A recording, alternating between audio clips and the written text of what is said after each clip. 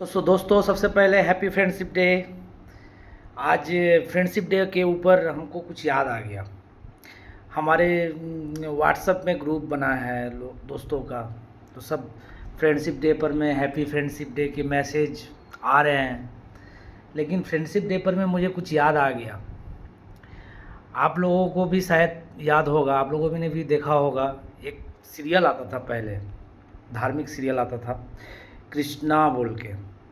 उसमें सुदामा जी और कृष्ण जी का दोस्ती का ऊपर में पूरा बताया गया था सब कुछ, कि वो किस प्रकार से मित्र बने, फिर आगे चल कर के उनके साथ क्या क्या हुआ दोनों के बीच में। छोटे से करके बताता हूँ मैं आप लोगों को। जब श्री कृष्ण गुरुकुल में सर्वप्रथम सुदामा से मिले, उस वक्त श्री कृष्ण जी ने पहले अप्रोच किया था उनको, पहले प्रस्ताव दिया था कि क्या आप मेरे मित्र बनोगे। तो सुदामा जी थे गरीब गरीब ब्राह्मण थे, और श्री कृष्ण उस समय आपके नंद बाबा के घर से आए थे। नंद बाबा प्रतिष्ठित थे उस समय के, अच्छे परिवार थे। तो श्री कृष्ण धनवान भी थे।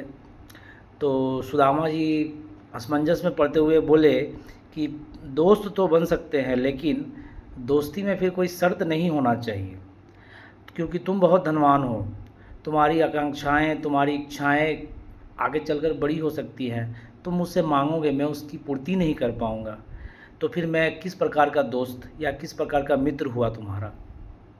तो श्री कृष्ण जी स्वयं भगवान के अवतार थे, उनको तो लीला करना था, लोगों को बताना था कि किस प्रकार से मित्रता होती है, मित्र कैसे हो सकते हैं।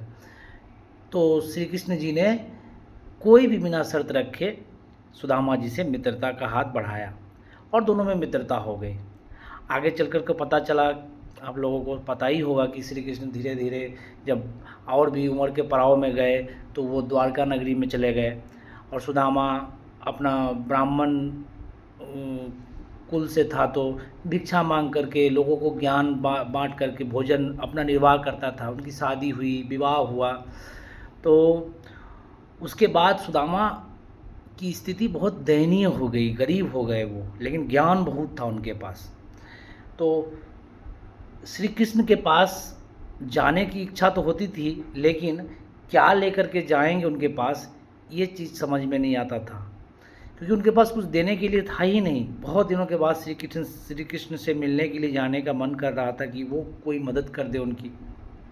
अंत में वो एक पोटली में थोड़ी सी, वो बोल सकते हैं उसको, हम एग्जैक्टली बता नहीं पाएंगे कि क्या उस समय में बोला जाता था, चावल बोल सकते हैं। एक पोटली में चावल भर के ले गए और उसको छिपा के रखा था अपने पास। जब श्री कृष्ण से मिले तो श्री कृष्ण बोले कि मेरे लिए तुम क्या लाए हो।